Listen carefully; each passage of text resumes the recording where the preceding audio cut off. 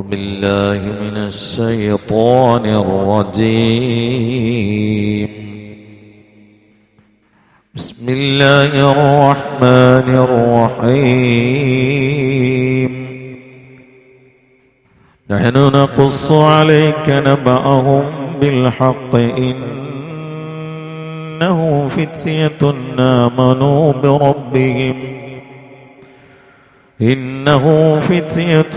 آمنوا بربهم وزدناهم هدى وربطنا على قلوبهم إذ قاموا فقالوا ربنا رب السماوات والأرض لن ندعو من دونه إلها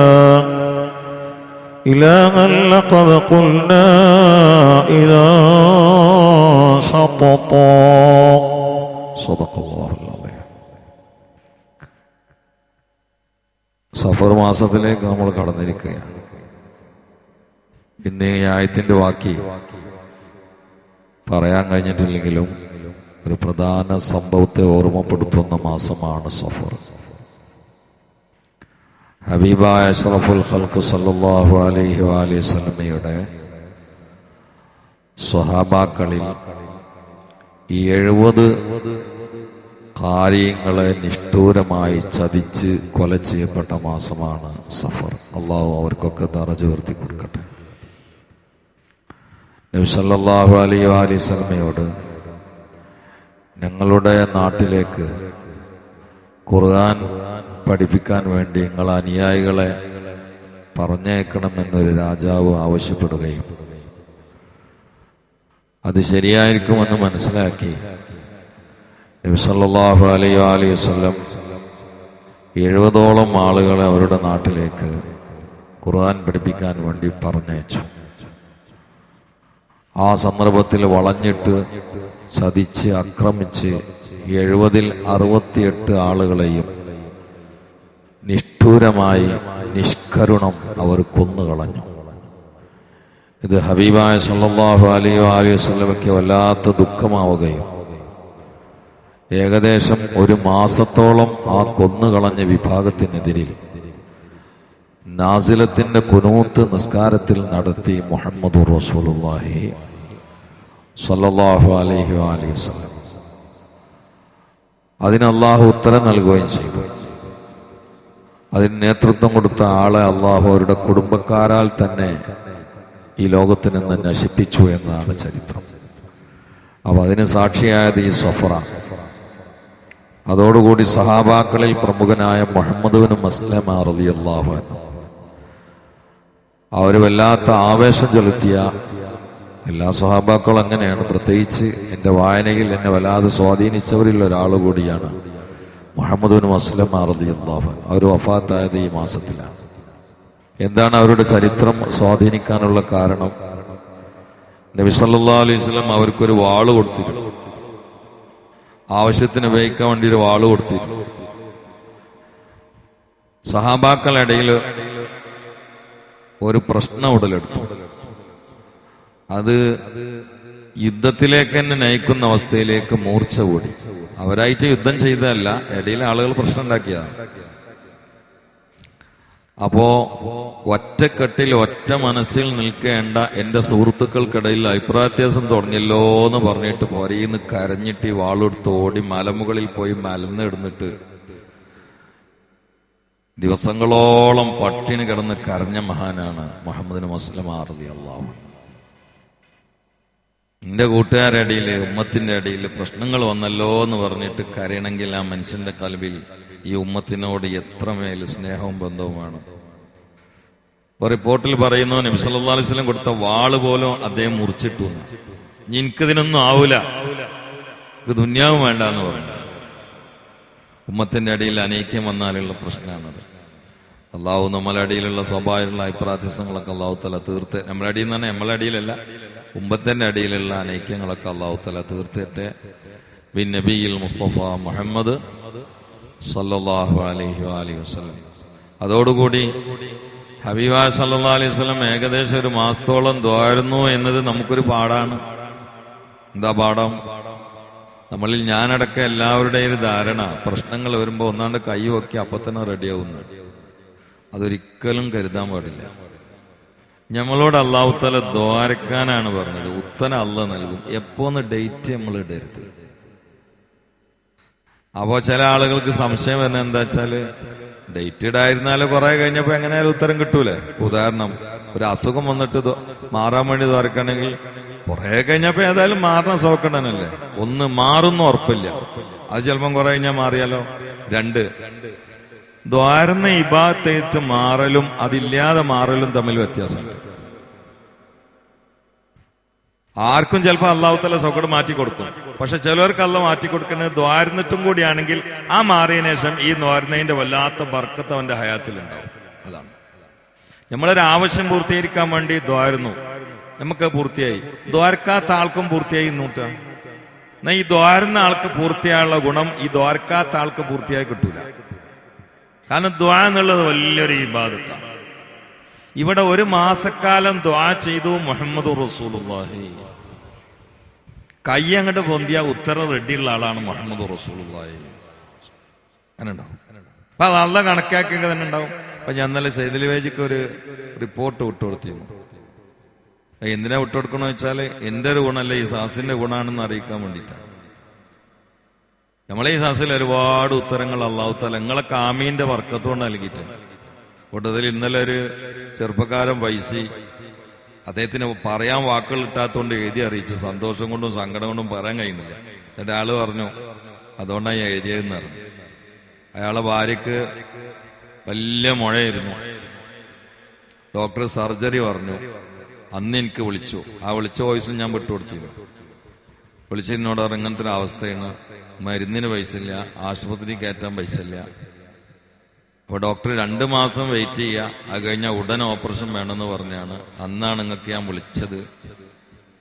നിങ്ങൾക്ക് ഓർമ്മ ഉണ്ടാവും, ഞാൻ അന്നിന്റെ വയലിന്റെ സാസിലും ദ്വാരുന്നീന്ന്, അന്ന് സുബീന്റെ ശേഷം പെടുന്നു ദ്വാരുന്നീന്ന്, സലാത്തല്ലേ പറഞ്ഞു. അപ്പൊ അയാൾ ഇന്നലെ വിട്ടുകണ്. ഇപ്പൊ പോയി സ്കാൻ ചെയ്തപ്പോ അങ്ങനത്തെ ഒരു മുഴന്റെ അടയാളം കൂടി ഇല്ല. ഞാൻ വിട്ടുകൊടുത്തു, വോയിസൊക്കെ വിട്ടുകൊടുത്തു. ഞാൻ പിന്നെ അത് പ്രചരിപ്പിക്കലില്ല. കാരണം ഇതെന്തിനാ പിന്നെ നിങ്ങളോട് പറഞ്ഞു? നിങ്ങൾ ആമീന കാരണം എന്ന് അറിയിക്കാനാ. അതിനാ നിങ്ങളോട് പറഞ്ഞു, അല്ല ഇന്നെ വലുതാക്കാനല്ല. എനിക്ക് അങ്ങനത്തെ പരിപാടിയൊന്നുമില്ല. ഇതിനൊക്കെ കാരണം നിങ്ങളെ മനസ്സറിഞ്ഞ ആമീന. അവ ഇവിടുന്ന് ദ്വാരക്കുമ്പോ നന്നാ, ഇത് വലിയ ദ്വാരം വേണ്ട, ഞാൻ അങ്ങനെ ദ്വാരക്കലില്ല. വല്ലാതെ ചിലപ്പോ അതിന്റെ സാഹസിലൊക്കെ പിരിവൊക്കെ മുറുകിയാലും നന്നായിട്ട് ദ്വാരക്കും. 10 ഉറുപ്പ്യ കൊണ്ട് പോരണമെങ്കിൽ ഇതൊക്കെ വേണമെന്ന് സ്റ്റേജിലൊക്കെ ആയാതി കളിയൊക്കെ കളിക്കും. ഇതിപ്പോ പിരിവിന്റെ ദ്വാരല്ലോ, ഇതൊക്കെ നമുക്ക് കിട്ടാനുള്ള ദ്വാരല്ലേ, ആഖിറത്ത് കിട്ടാനുള്ള ദ്വാരല്ലേ. അപ്പൊ അതുകൊണ്ട് ചിലപ്പം ശൈലിയൊന്നും ഉണ്ടാവില്ല. എന്റെ മൂടനുസരിച്ചുകൊണ്ട് ചിലപ്പം കുറച്ച് നീട്ടിയെന്നൊക്കെ വരും, ചിലപ്പോ ഇങ്ങനെ പുറു എന്ന് പറയും. ഇതൊക്കെ അള്ളാന്റെ അടുത്തൊക്കെ സമ്മാനം. അള്ളാഹ് കൽബിക്കൽ നോക്കണേ. തഖ്വാന്ന് ഒളിയത്തിനെ കുറിച്ച് അള്ളാഹ് പറഞ്ഞില്ലേ, ഇറച്ചും തോലൊന്നല്ല അള്ളാഹ്ക്ക് രക്തം വേണ്ട, അറക്കണോന്റെ കൽബ നോക്കണ അറിയില്ല. ഇപ്പൊ എല്ലായിടത്തും അതാണ്, ഇറക്കം മാത്രമൊന്നുമല്ല. അപ്പൊ നിങ്ങൾ മനസ്സറിഞ്ഞിട്ട് ആമീൻ പറഞ്ഞ ഒക്കെ അത്ഭുതങ്ങൾ ഉണ്ടാവും ഇൻഷാ അല്ലാഹ്. ഇന്ന് നമ്മളെ കുഞ്ഞുമാനക്ക് ഇന്നലെയും വന്നിട്ടില്ല, ഇന്നും വന്നിട്ടില്ല. അപ്പൊ ഇന്ന് മൂപ്പര് പറഞ്ഞു, കുഞ്ഞുമാനാജി ഊരെ ഞെട്ടിക്കണ്, ഊരെ ഞെട്ടി ഞങ്ങൾക്ക് അറിയാലോ, പിന്നെ ഭയങ്കര ബുദ്ധിമുട്ടായിരിക്കും. അപ്പൊ എവിടെ സ്ഥലത്ത് കൊണ്ടുപോയിട്ട് മുഴുവൻ ആയിട്ടില്ല, ദ്വാരക്കാൻ പറഞ്ഞു. അല്ലാഹു തആല അദ്ദേഹത്തിന് സലാമത്ത് കൊടുക്കട്ടെ, ശിഫാഹ് പ്രദാനം ചെയ്യട്ടെ. എല്ലാ സാഹസിലും വരുന്ന ആളാണ്. ദീന് വല്ലാതെ സ്നേഹിച്ച് സഹായിക്കുന്ന ആളാന്ന് ഞാൻ പറഞ്ഞതിൽ വലിയൊരു പോയിന്റ് ഉണ്ട്. വിശദീകരിക്കാൻ ഞാൻ ആഗ്രഹിക്കണില്ല, അദ്ദേഹത്തിന് ഇഷ്ടം ഉണ്ടാവില്ല. അതാണ് എന്നെ തന്നെയും ദീനി പ്രബോധകൻ എന്ന നിലയിൽ ആത്മാർത്ഥമായി പലപ്പോഴും ആ സ്നേഹം അറിയിക്കാൻ റൂമിൽ വരും. എന്നിട്ട് നമ്മളെ ഭാരങ്ങൾ തീർക്കാൻ വേണ്ടി സ്വകാര്യമായിട്ട് ഇടയിൽ അത്ഭുതകരമായിട്ട് ഇടപെടുന്ന ആളാണ്. അത്രേ ഞാൻ പറയുന്നുള്ളൂ. കാരണം ചിലതൊക്കെ നമ്മൾ എത്ര മറിച്ചാൽ അറിയാതെ പൊട്ടുമല്ലോ, ആ നിലയിൽ ഞാൻ പറയുന്നുള്ളൂ. നമുക്കുണ്ടല്ലേ ഉറക്കം കിട്ടാത്ത ചില ഭാരങ്ങൾ തലക്ക് വന്ന് കയറും, പല വിഷയങ്ങളൊക്കെ ഉണ്ട്. അതൊക്കെ സ്വകാര്യമായി ഇടപെട്ടിട്ട് ഞാൻ അറിയാതെ തീർത്ത ആളാണ്. നിയമപരമായ കേസും പ്രശ്നമൊന്നല്ല കേട്ടോ, ഞാൻ അങ്ങനെ എഴുതണ്ട, മനസ്സിലായില്ലേ? അങ്ങനത്തെ പ്രശ്നങ്ങളൊന്നുമല്ല. അപ്പോ വല്ലാതെ ആ നിലക്ക് ദീനെ സ്നേഹിക്കുന്ന ആളാണ്. അല്ലാഹു തആല അദ്ദേഹത്തിന്റെ എല്ലാ പ്രയാസങ്ങളും അല്ലാഹു തആല മാറ്റി കൊടുക്കട്ടെ. സലാമത്തീട്ടെ. വേറെ ഒരുപാട് പള്ളിയർസിലൊക്കെ മുത്താലിമ്യങ്ങൾക്കൊക്കെ ഭക്ഷണം കൊടുക്കുന്ന ആളാണ്. ഞാൻ ചിലപ്പോൾ വാതിനായാല് ഈ ഇവിടെ 5000-100 കുട്ടികൾ പഠിക്കേണ്ട ആ തങ്ങളെടുത്ത് എന്നോട് അവിടെ വാതിന് വാർഷികത്തിന് തങ്ങൾ അറിഞ്ഞു ഇവിടെ എല്ലാ മുത്താലിമ്യങ്ങൾക്കും ഇടക്കിടക്ക് ഭക്ഷണം കൊടുക്കലുണ്ട്. അത് കഴിഞ്ഞ് വെന്നിയൊരു ദർശ വാർഷികത്തിന് അപ്പൊ അവിടെ ഉണ്ട് ഇയാള് അവിടെ എല്ലാ കുട്ടികൾക്കും ഭക്ഷണം കൊടുക്കുക. അങ്ങനെ ഒരാളതൊന്നും ആരും അറിയുന്നില്ല. നമ്മളിങ്ങനെ എവിടെയെങ്കിലും പോയാൽ അവര് പറഞ്ഞാൽ അറിയുന്നല്ലാതെ ഇയാളെ തൊള്ളോണ്ടൊന്നും പറയലില്ല. അപ്പൊ നല്ലൊരു ദീനീസിനെ മൂപ്പർ ഇല്ലാത്തതുകൊണ്ടാണ് ഇത്ര പറഞ്ഞത്. അള്ളാഹു തആല ശിഫാ ചെയ്യട്ടെ, ആയുസ് കൂട്ടി കൊടുക്കട്ടെ. ദീനിന് വേണ്ടി മനസ്സും ദീനിന് വേണ്ടി സൗകര്യങ്ങളൊക്കെ അവർക്കും നമുക്കൊക്കെ അള്ളാഹ് നമ്മൾ ഞാൻ ഇപ്പൊ അങ്ങനെ ദ്വാരക്കലുണ്ട്. പഠിച്ചോനെ അല്ലാതെ പൈസ തന്നെ നീ എന്തെല്ലാം ആൾക്കാർ വിളിച്ച് പറയാന്നറിയോ, ഒന്നും കൊടുക്കാതിരുന്ന ബുദ്ധിമുട്ടല്ലേ. എനിക്കാണെങ്കിൽ ഈ ജനങ്ങളോട് ചോദിച്ചങ്ങാണ്ട് കൊടുക്കല അറിയില്ല. ഈ സദസ്സിലൊക്കെ എന്തെങ്കിലും പറഞ്ഞ് പിരിക്കുക എന്നല്ല, അത് വ്യക്തിപരമായിട്ട് ഞാൻ ഒരാളാണ്ട് ഓടുന്നുണ്ടോ നിങ്ങളൊന്ന് കണ്ടറിയണമെന്ന് വരെ ഞാൻ പറഞ്ഞിട്ടില്ല. എനിക്കറിയില്ല, അങ്ങനെയുണ്ടല്ലോ, അറിയില്ല. അപ്പം എന്നാലാണെങ്കിൽ ഒരുപാട് പ്രശ്നങ്ങൾ വന്ന് വരും ചെയ്യും. കുറെ ആൾക്കാർ ഇങ്ങോട്ട് വരും, പരി പോയാൽ അങ്ങോട്ട് വരും, അല്ലെങ്കിൽ ഫോൺ വിളിച്ചിട്ട് വോയിസിൽ വരും. ചിലപ്പം ഷരീഫ് അഷ്റഫിനോട് മൂപ്പരോട് പൈസ എടുത്ത് അയച്ചു കൊടുക്കാൻ വരും. എന്നിട്ട് ശമ്പളം കിട്ടുമ്പോൾ അങ്ങോട്ട് കൊടുക്കും. അങ്ങനെയൊക്കെയാണ് നമ്മളെ പരിപാടി. അല്ലെങ്കിലോ കൂടെ കൂടെ ഇങ്ങനെ കൊടുത്തുകൊണ്ടിരിക്കും. കയ്യിലുണ്ടെങ്കിൽ ഞാൻ തന്നെ കൊടുക്കും. ഇതിപ്പോ ഞാൻ ഇവിടെ പിരിവ് നടത്തണില്ല കേട്ടോ, ഇനി പേടിക്കണ്ട, പഠിച്ചോനെ വേക്ക കൂടി ആരും മുങ്ങണ്ട, ഇവിടെ പിരിവ്. അതിന് വേണ്ടിയിട്ട് എന്നാ എന്റെ ഫണ്ടുകൾ എന്തെങ്കിലും തരുമെന്നും ഞാൻ പറയില്ല. അതിനുവേണ്ടി പറഞ്ഞതല്ല. നമുക്കൊക്കെ ഇപ്പൊ നല്ല ഹലാല പൈസ ആവശ്യമുള്ള കാലാണിത്. കാരണം ഒന്നിന് ആളുകളുടെ കണ്ണീര് കാണാൻ വൈകിട്ടതാണ്. കണ്ണീര് കണ്ട് കാണണ്ടേ. അള്ളാഹു തആല പ്രയാസം അനുഭവിക്കുന്ന ആളുകൾക്കൊക്കെ അള്ളാഹു തആല ആശ്വാസം. നമ്മളൊക്കെ വീട്ടിൽ ആരെങ്കിലൊക്കെ വരികയാണെങ്കിൽ എന്തെങ്കിലുമൊക്കെ കൊടുത്തിട്ട് അവർ സന്തോഷിപ്പിക്കണം കേട്ടോ. മനസ്സിലായില്ലേ? കാലം പൊളിഞ്ഞ് കൈമലും നീരെടുത്ത് വളഞ്ഞങ്ങാണ്ട് ഇങ്ങനെ നീട്ടുണ്ടല്ലോ, നെറ്റി ചുളിയരുത്, അള്ളാന്റെ പരീക്ഷണം വരും. ചുളിയും മതി. ദുന്യാവ് ആഖിറും നഗരം, രണ്ടും നഗരം. ദുന്യാവ് ആഖിറും നമുക്ക് ചിലപ്പം തോന്നും, ചെയ്താൻ തോന്നി ഒരു ഇൻസൾട്ട് ആക്കലൊക്കെ. അത് ഒരിക്കലും ചെയ്യരുത്. അയാൾ നമ്മളെ പൊരയ്ക്ക് നമ്മളെ സ്വർഗത്ത് കൊണ്ടുപോകാൻ വന്ന അതിഥിയാണെന്ന് മനസ്സിലാക്കണം. ഇന്നെ സ്വർഗത്ത് കൊണ്ടുപോകാൻ എനിക്കുണ്ടായ ഒരു അതിഥിയാണ് എന്ന് മനസ്സിലാക്കണം. ചിലപ്പോ അങ്ങനെ മലക്കുകളും വരും, അങ്ങനെയുണ്ട്. എനിക്കിപ്പോഴാണ് എന്റെ പൊരന്റെ അപ്പുറത്തൊരു നിസ്കാര പള്ളിയുണ്ട്, സ്രാമ്പി കാന്തളൂർ നിസ്കാര പള്ളി എന്നാണ്. ഞാൻ നിസ്കരിക്കാൻ അങ്ങോട്ടാ പോവാ. ജുമാഅത്ത് പള്ളിക്ക് പോകാൻ കുറവാ. ആയിട്ട് ആളും കൂടും കണ്ട എവിടിക്കലും ഇങ്ങനെ ഈ മാത്ത് ഇങ്ങനൊക്കെ കൂടെ ആയിട്ട് അങ്ങനത്തെ ഓർത്തൊക്കെ വല്ലാതെ ഞാൻ അങ്ങനെ പോകില്ല. അപ്പൊ ഞാൻ സ്വകാര്യം ഇങ്ങനെ നിസ്കരിച്ച് വരുന്നിടത്തൊക്കെ ഞാൻ പോകില്ല. നിസ്കാര പള്ളിയൊക്കെ ഞാൻ പോവാം. ഒരു ദിവസം പോയപ്പോ കുറച്ച് ലേറ്റ് ആയിട്ടാണ് പോയത്. അപ്പൊ ഞാന് സുന്നത്ത് നിസ്കാരം കഴിഞ്ഞ് ബാക്ക് നോക്കുമ്പോ ചെറിയ പള്ളി ആരും ഉണ്ടാവില്ല. ഒരു മനുഷ്യന്റെ അവിടെ ഒടിഞ്ഞു ഇങ്ങനെ ഇരിക്കുന്നുണ്ട്. അങ്ങനെയൊക്കെ ചുണ്ടും കൊണ്ട് ഓടിക്കണം. 1:30 മണിയാ. അപ്പൊ ഞാൻ വർത്താനം പറഞ്ഞപ്പോ ആൾക്ക് വർത്താനം പറയാൻ വയ്യ, മുണ്ടണില്ല. അങ്ങനെ ആക്കണം. അതിന്റെ ഇടയ്ക്ക് എന്നോട് ഇങ്ങനെ കാട്ടി. അപ്പൊ ഞാൻ നേരെ എനിക്ക് ഇങ്ങനെ ലഗേജ് താങ്ങാൻ കഴിയാത്ത ആളാണ് ഞാൻ. എനിക്കതിന് കഴിയില്ല. അപ്പോൾ ഭയങ്കര വേദനയാണ്. പരിചയമില്ലാത്തതുകൊണ്ട്, വേറെ ഒന്നുമില്ല, താങ്ങി പരിചയമില്ല. അപ്പൊ ഞാൻ ഇങ്ങനെ മെല്ലെ എടുത്തിട്ട് അയാളെ വരി കൊണ്ടുപോയി. ഉച്ചക്ക് നല്ല ഭക്ഷണമൊക്കെ വെക്കാൻ വേണ്ടി പറഞ്ഞു. ഭക്ഷണമൊക്കെ വെച്ചു, ആൾക്ക് കൊടുത്തു. തിന്നിക്കണോ ഇല്ലയെന്ന് എനിക്കറിയില്ല. പ്ലേറ്റിന് മുമ്പിലൊക്കെ ഇരിക്കുന്നുണ്ടെന്ന് കുറച്ചവിടെ കുഴച്ചിട്ടും ചെയ്തിരുന്നു. ഞാൻ വെറുതെ അഭിനയിച്ചിരിക്കുകയാണോന്ന് എനിക്കറിയില്ല. ഏതായാലും ദ്വാരക്കാൻ പറഞ്ഞു, ദ്വാരുന്നില്ല. കാരണം ദ്വാരക്കാൻ കഴിയൂല. അപ്പൊ ഞാൻ തന്നെ ദ്വാരുന്നു. അതിന് ആമയൊക്കെ എടുത്തു. കുറച്ച് ഞാൻ വന്നപ്പോ ഈ മനുഷ്യനെ അവിടെ എവിടെയും കാണാനില്ല, എവിടെയും കാണാനില്ല. ഞാൻ പുറത്തിറങ്ങിയിട്ട് കുറെ നോക്കി, കാരണം അങ്ങനെ ഓടാനുള്ള ആരോഗ്യമില്ല. ദുനിയാവിൽ മുഴുവൻ ആ ഏരിയ നോക്കി, എവിടെയും കാണാനില്ല. അപ്പൊ ഞാൻ എന്റെ പെങ്ങളോട് പറഞ്ഞു, പെണ്ണുങ്ങളോടല്ല, എന്റെ പെണ്ണുങ്ങളാന്ന് അവിടെ ഇല്ല, മൂത്ത പെങ്ങളോട് പറഞ്ഞു ചിലപ്പോൾ മലക്കളെ കൂട്ടത്തിൽ ആരെങ്കിലും ആയിരിക്കും. ഞാനാ മനസ്സിലായി. അങ്ങനെ അതീതുണ്ട്. അപ്പൊ ഞാനത് പറയാൻ കാരണം വെച്ചാൽ പൊരയിൽ കയറിയ കൂട്ടത്തിൽ അങ്ങനെയുള്ളവരുണ്ടാവും. ഞാനിപ്പോ ഉംറക്ക് പോയപ്പോഴേ എന്റെ കൂടെ ഒരു മലയാളി ഉണ്ടായിരുന്നു. അയാളിന്റെ കൊണ്ടേതാ. ഞങ്ങൾ രണ്ടാളും കാറിലാ പോണത്. ആളെ കാറിലാ പോണത്. വലിയ മലയാളിയാ. ആൾക്കൊരാഗ്രഹം ആളെ കൂടെ പോയിട്ട് ഞാനൊന്ന് ഉംറ ചെയ്യണം. അപ്പൊ പള്ളിയിലുള്ള കാലം, ഗൾഫിലുള്ള കാലം, ജോലി ചെയ്യുന്ന കാലം 3 ദിവസത്തിന് ഒരു ബംഗാളിനെ, ഒരു പാകിസ്ഥാനെ ഇമാമത്ത് നിർത്തി. ഞാനാണ് ഇയാളും കൂടി കാറിൽ പോയി. അപ്പൊ ഇയാള് സംഗതിയിൽ എന്താണെങ്കിലും ഈ കൊടുക്കണോടത്ത് കുറച്ച് അങ്ങനെ ഉണ്ടാവില്ല. ചിലത് തിന്നാനൊക്കെ കൊടുക്കും, പക്ഷെ ആൾക്കാർക്ക് എന്തെങ്കിലും സഹായിക്കണോടത്ത് കുറച്ച് ബാക്കില്ല.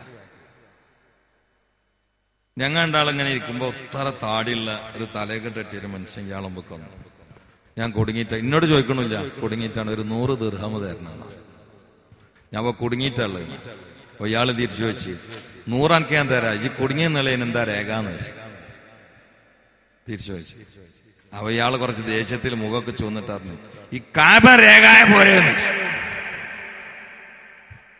തൊട്ടടുത്ത് കായബല്ലേ, ഞാൻ മത്താഫ് എന്നല്ല എന്നോട് ചോദിക്കണേ, അത് പോരാ എനിക്ക് രേഖക്കെന്ന് വെച്ചു.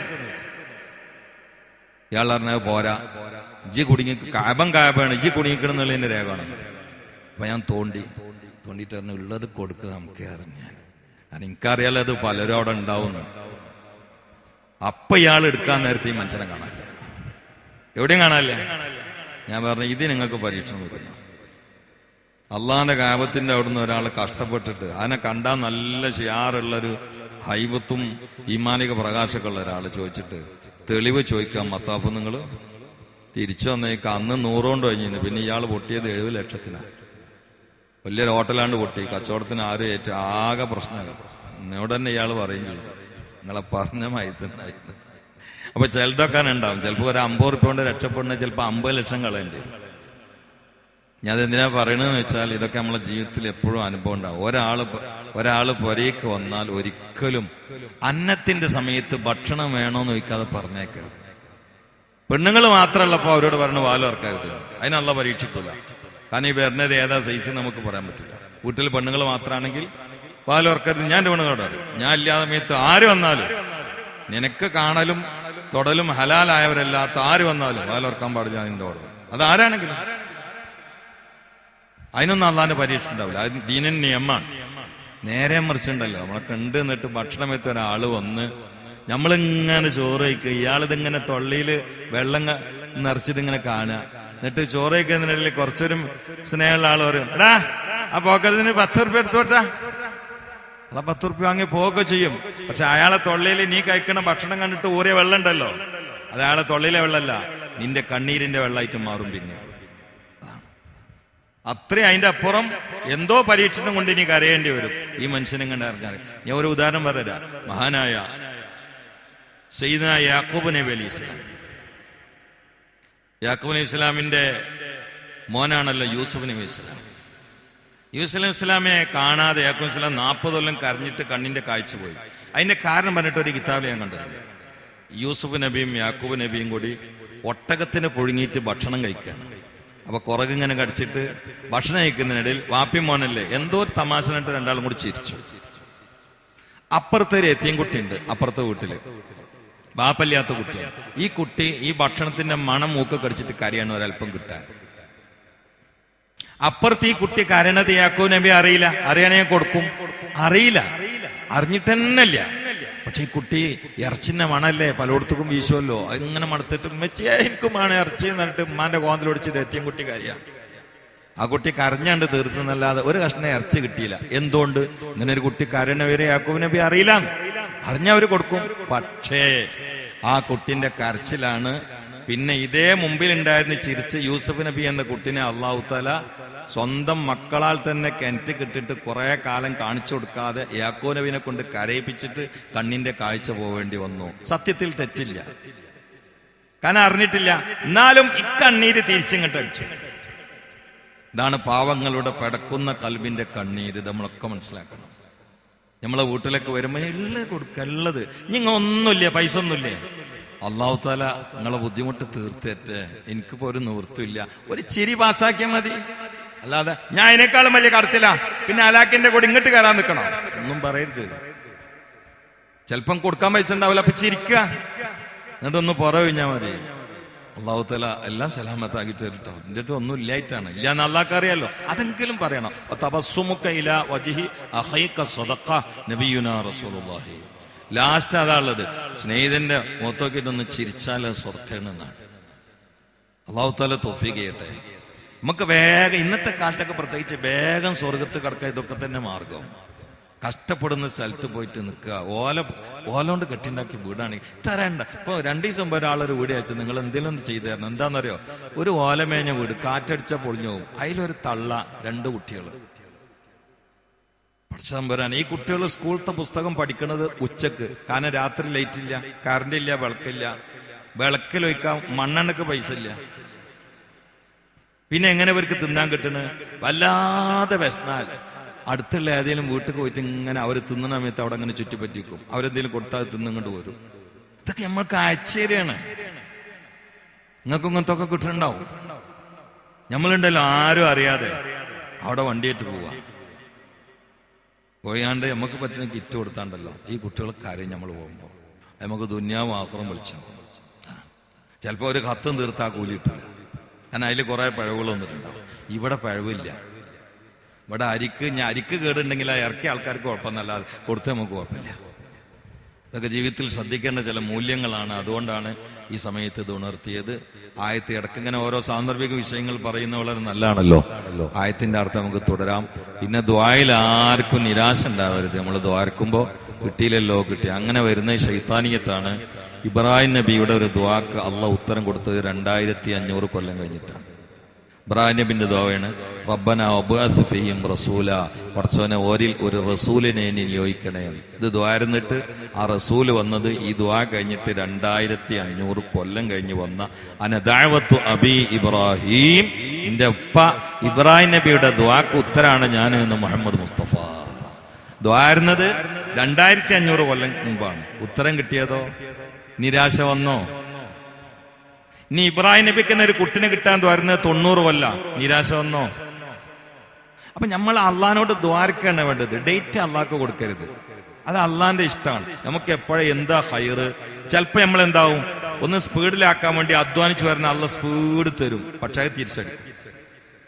അത് തിരിച്ചടിക്കും. ഇതിനോട് ചില ആൾക്കാർ ഇങ്ങനെ വസ്വാസിൽ ചോദിച്ചിട്ടുണ്ട്. സാധേ ഒരുപാട് ചില കാര്യങ്ങൾ ചിലത് വളരെ സ്പീഡ് കിട്ടും, ചിലത് ഹൈറായ സമയത്തേക്ക് അള്ളാഹ് നീട്ടിവെക്കും. വെയിറ്റ് ചെയ്യണം. നീ നമ്മളതൊന്ന് സ്പീഡാക്കാൻ വേണ്ടി മെനക്കാട്ട് ചിലപ്പോൾ കിട്ടും, പക്ഷെ അത് വല്ലാത്ത പ്രശ്നമായിട്ട് പിന്നെ കലാശിക്കും. അതാണ്. അപ്പൊ ദ്വാരക്കാനെ നമ്മളോട് പറയണം. നമ്മൾ നന്നായിട്ട് എല്ലാ കാര്യത്തിലും ദ്വാരക്കണം. പെട്ടെന്ന് നമ്മൾ ഉദ്ദേശ സമയത്ത് ഉത്തരം കിട്ടിയില്ല എന്ന് വിചാരിച്ചിട്ട് ഞെട്ടരുത്, നിരാശ ഉണ്ടാവും ചെയ്യരുത്. ദ്വാ തന്നെ ജീവിതത്തിലൊരു ഇബാദത്താണ്. അത് മുറുകെ പിടിക്കണം. അള്ളാഹു തൗഫീഖ് ചെയ്യട്ടെ. സല്ലല്ലാഹു അലാ മുഹമ്മദ് സല്ലല്ലാഹു അലൈഹി വസല്ലം. സല്ലല്ലാഹു അലാ മുഹമ്മദ് സല്ലല്ലാഹു അലൈഹി വസല്ലം. اللهم صل على محمد يا ربي صل عليه وسلم.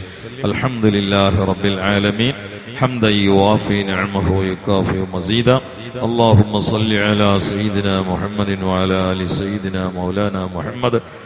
അള്ളാഹുവെ നീ പറഞ്ഞും കേട്ടും കബൂലാക്കണേ അല്ലാ. ഈ സാസിനെ കബൂലാക്കണേ അല്ലാ. ഈ സാസിൽ നിന്റെ റഹ്മത്തിന്റെ ഔദാര്യത്തിന്റെ വാതിൽ നീ തുറന്ന് നിന്റെ ഔദാര്യം നീ നിറച്ചു തരണേ അല്ലാ. ഞങ്ങളെല്ലാവരെയും നിന്റെ റഹ്മത്തിലേക്ക് ചേർത്തിർത്തണേ അല്ലാ. നിന്റെ അദാബിന്റെ ഭാഗത്തേക്ക് ചേർത്തല്ലേ അല്ലാ. അള്ളാഹുവെ ഞങ്ങൾക്ക് ഞങ്ങളുടെ ജീവിതത്തിൽ ആവശ്യമുള്ള ഹലാലായ ഇസ്സത്തിന്റെ വാതിലുകളൊക്കെ നീ നിന്റെ മഹലായ ഫള് കൊണ്ട് തുറന്നു തരണേ അല്ലാ. ആഖിബത്ത് നന്നാക്കി തരണേ അല്ലാ.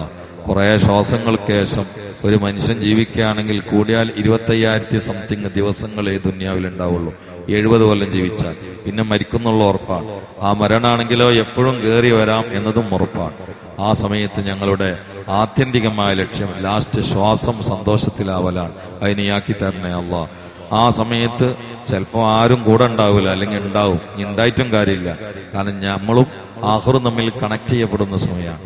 ആ സമയത്ത് സ്വന്തം കൽബിലെ ബോധോദയത്തിൽ നിന്ന് മറ്റുള്ളവർക്ക് മാതൃകയാക്കി ഉറക്ക ദിക്റ് ചൊല്ലി നിന്റെ സ്വർഗം കണ്ട് മൗത്തിന്റെ ദിവസം ഞങ്ങൾക്ക് ആഘോഷമാവണം റബ്ബേ. അതിനെല്ലാ സൗകര്യങ്ങളും ഇനി ചെയ്തു തരണേ അല്ലാ. എന്നാൽ പെടുന്നതിനെ ഒന്നും മരിപ്പിക്കരുതേ അല്ലാ.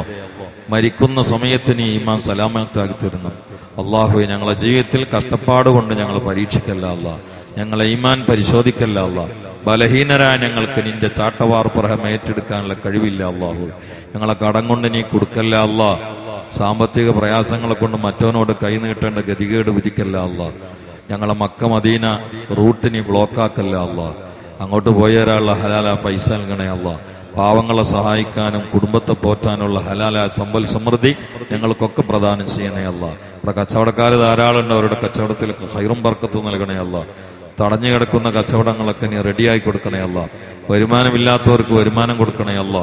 കടമുള്ളവർക്കൊക്കെ വീട്ടി കൊടുക്കണേ അല്ലാ. രോഗമുള്ളവർക്കൊക്കെ മാറ്റി കൊടുക്കണേ അല്ലാ. അള്ളാഹു ഈ സാസിനെ കബൂലാക്കണേ അല്ലാ. ഈ സാസിൽ രാവിലെ പങ്കെടുക്കുന്ന ഒരാളെയും നാളെ നരകത്തിലിട്ട് കരിക്കല്ലേ അല്ലാ. അല്ലാഹുമ്മ അൻസുർ ഉമ്മത്ത സയ്യിദിനാ മുഹമ്മദ് ورحمة سيدنا محمد تجاوز عن أمتي سيدنا محمد اجعلنا من خيار أمته ومن محبيه. ربنا تقبل منا إنك أنت السميع العليم وتب علينا إنك أنت التواب الرحيم. آمين برحمتك يا أرحم الراحمين. സല്ലല്ലാഹു തആല വസല്ലം അലാ ഖൈറിൽ ഖൈസീന മുഹമ്മദിൻ വഅലിഹി വസഹ്ബിഹി അജ്മഈൻ സുബ്ഹാന റബ്ബിക റബ്ബിൽ ഇസ്സത്തി അമ്മാ യസിഫൂന വസലാമുൻ അലൽ മുർസലീൻ അൽഹംദുലില്ലാഹി റബ്ബിൽ ആലമീൻ. അസ്സലാമു അലൈക്കും വറഹ്മത്തുള്ളാഹി വബറകാതുഹു.